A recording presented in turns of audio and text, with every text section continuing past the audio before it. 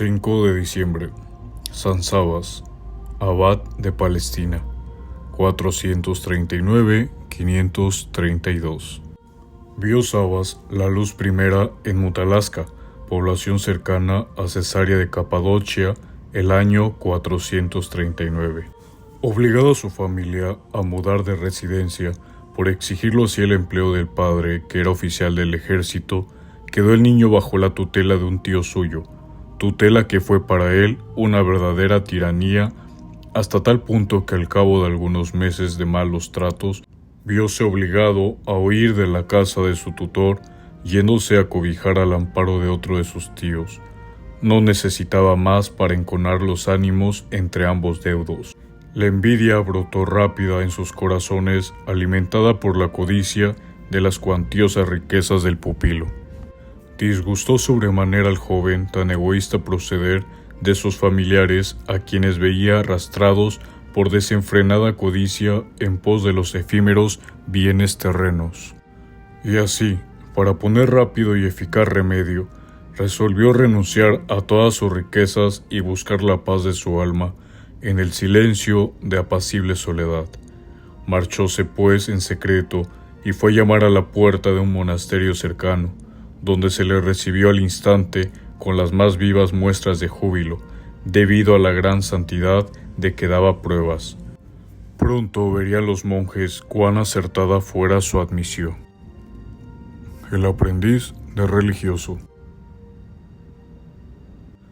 Tan grande fue el ardor de Sabas durante su noviciado para adquirir las virtudes religiosas y perfeccionarse en ellas, que al cabo de muy poco tiempo igualó su humildad, obediencia, paciencia y sobre todo su mortificación a la de los religiosos más veteranos. No desperdiciaba ocasión alguna de amortiguar en sí todo resabio de su vida pasada.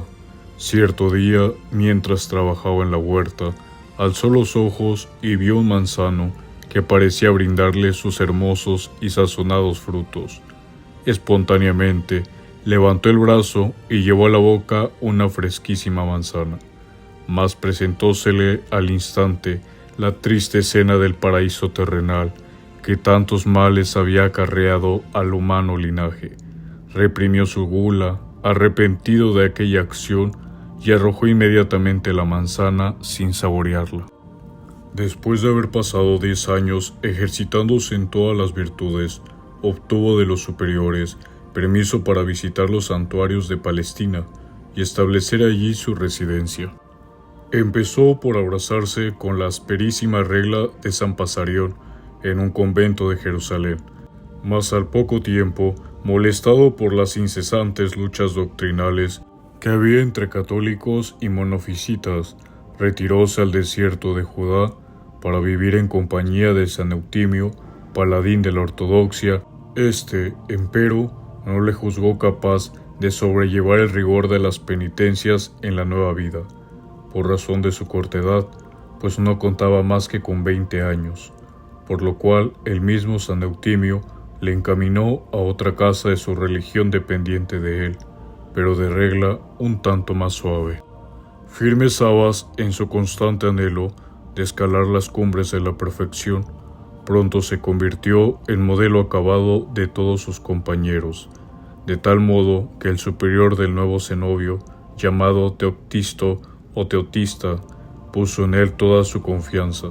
Aconteció que uno de sus religiosos tuvo que trasladarse a Alejandría, llamado por urgentes y graves intereses, y Teoctisto eligió a Sabas para que acompañase a dicho religioso por entre los peligros del mundo, donde también a él le esperaba una dura prueba.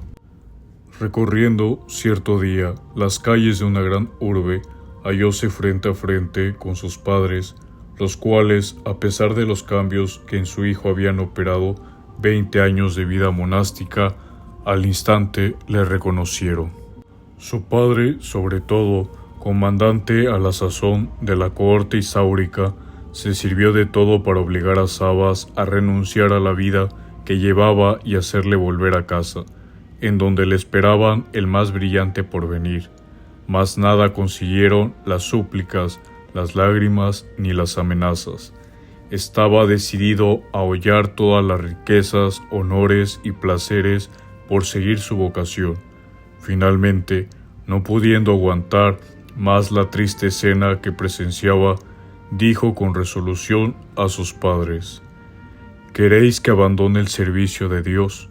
Si los príncipes de la tierra castigan con tanta severidad a los desertores, ¿cuál no será el castigo a que yo me haga acreedor desertando de las filas del Rey de los cielos? Quedó el oficial desconcertado ante esta réplica de su hijo, cuya virtud y constancia admiró, y permitióle seguir el llamamiento divino después de haberse encomendado de todo corazón a sus oraciones. Permaneció Sabas bajo la dirección de San Teoctisto hasta los 30 años. Después, atormentado de continuo por la idea de aspirar a vida más perfecta, suplicó a San Eutimio que le permitiese retirarse a un desierto próximo para pasar allí la vida sin más compañía que Dios y las fieras del monte.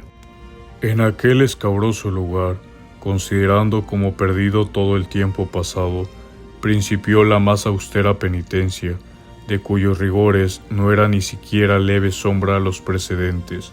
Sepultado en una reducida gruta, pasaba 5 días de la semana en oración y trabajos manuales continuos.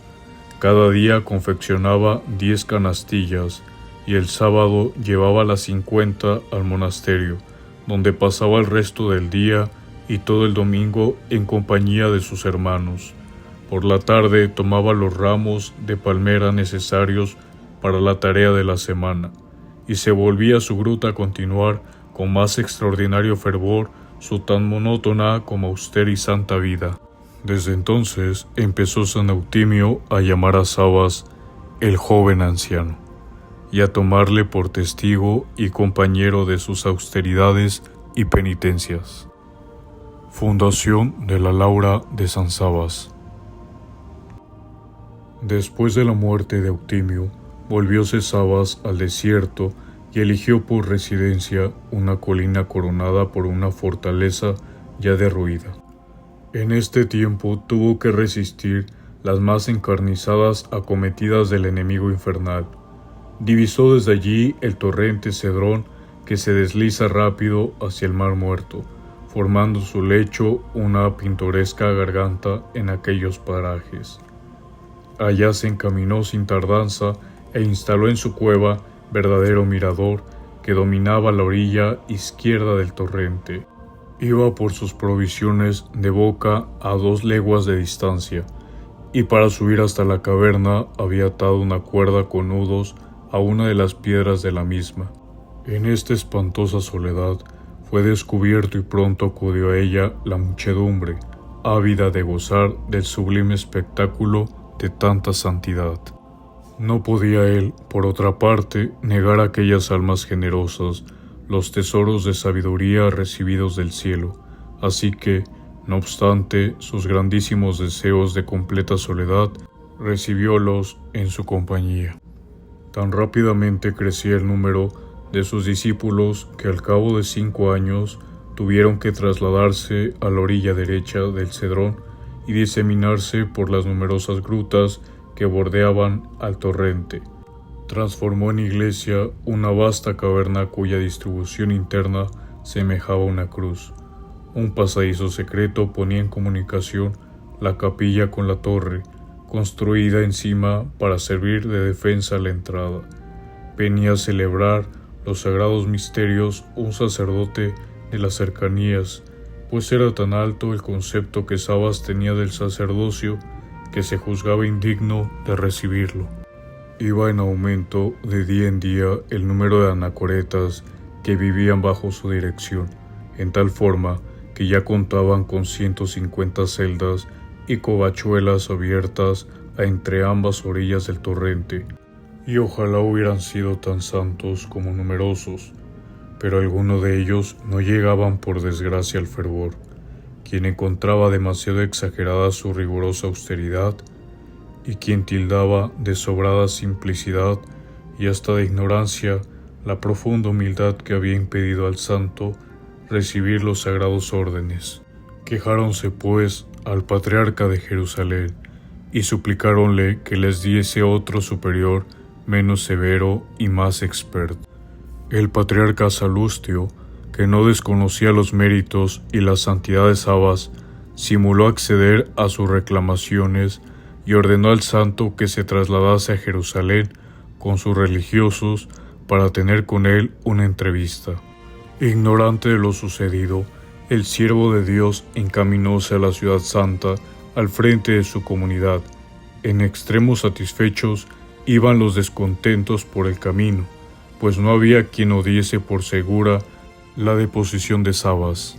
Pero no salieron de su asombro al ver que el patriarca le confería, en presencia de todos, los órdenes menores y más aún cuando vieron que acto seguido le ordenaba de sacerdote. Terminada la ceremonia, habló a la comunidad y dijo: «Aquí tenéis a vuestro Padre y Superior, elegido no por voluntad de los hombres, sino del mismo Dios. Al conferirle este sagrado ministerio, no hemos hecho más que secundar las inspiraciones del Espíritu Santo». Concluida la ceremonia, acompañóles personalmente Salustio a su monasterio y consagró con toda solemnidad la iglesia que el fundador había construido. Ejemplos edificantes de su vida. Al propio tiempo que el patriarca Salustio confiaba a su amigo San Teodosio el cuidado de cuantos religiosos vivían en comunidad, nombraba a San Sabas superior general de todos los anacoretas y solitarios de su diócesis. Sirvióse Dios a menudo de la estrecha amistad y concordia de estos dos santos para templar y moderar el excesivo personalismo que pudiera infiltrarse en su dirección. Sucedía alguna vez que un cenobita culpable era despachado o severamente reprendido por San Teodosio. Entonces acudía a Sabas, el cual, después de afearle sus culpas e imponerle la penitencia que juzgaba conveniente, se lo remitía ya del todo enmendado. Lo mismo hacía San Teodosio con los anacoretas, y así ambos trabajaban de común acuerdo en la satisfacción de las almas. No debe en ningún modo imaginarse a los santos y a los padres del yermo como seres huraños y con este cierto aire jansenista que con tanta frecuencia se les atribuye. Algún caso pudo darse de ello, pero por regla generalísima mostráronse humanos y comprensivos como manda la verdadera virtud. Hallándose un día Sabas dando cuenta de una importante misión a eminentes personalidades eclesiásticas, invitóle a comer el patriarca de Jerusalén. Asistía también San Teodosio. Narraba el padre de los anacoretas su viaje, sentado entre el patriarca y otro obispo, e iba comiendo de cuantos sus simpáticos y próximos comensales le servían. Al fin del banquete, díjole San Teodosio en tono de broma: «Parece, padre Sabas, que hay apetito, pues necesitáis 2 sirvientes». Por toda respuesta, el santo se echó a reír tan espontánea como inocentemente. Cierto día divisó, al caer la tarde, al hermano cocinero del monasterio, en el preciso momento en que éste arrojaba al cauce del torrente Cedrón una olla llena de habas.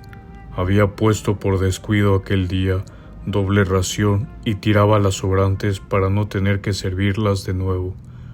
El santo no se dio por enterado, pero se levantó por la noche y las recogió todas, pues el torrente estaba seco. Al día siguiente se puso él mismo a preparar el desayuno y después de haberlas limpiado bien, volvió a calentarlas y sazonarlas. Estando a la mesa preguntó al hermano cocinero: «¿Qué tal le parece el plato por mí preparado?». «Jamás lo he comido tan exquisito», respondió.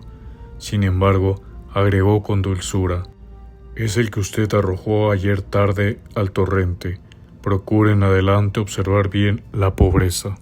En cierta ocasión llegó el monasterio a carecer de pan hasta para celebrar el santo sacrificio. Es de advertir que en el rito griego se usa pan fermentado en la misa. Dirige el santo a Dios una fervorosa plegaria y acto seguido envía a Jerusalén todas sus caballerías, las cuales al poco rato vuelven cargadas de víveres que almas buenas regalaban para los monjes. Destierro y repatriación.